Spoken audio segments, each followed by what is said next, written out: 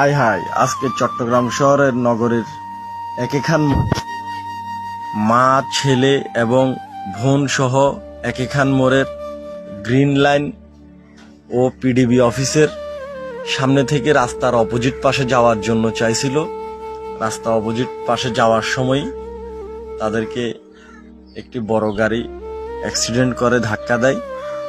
মা মেয়ে দুজন সুস্থ আছে।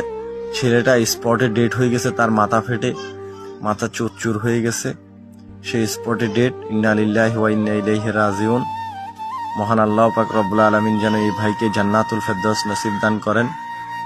আর সাধারণ মানুষ, আমরা তো সাধারণই, সকলকে বলবো একটা কথাই, রাস্তা পার হতে একটু সাবধানতা অবলম্বন করবেন।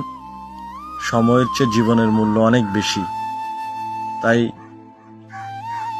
সময়কে প্রাধান্য দিতে গিয়ে জীবন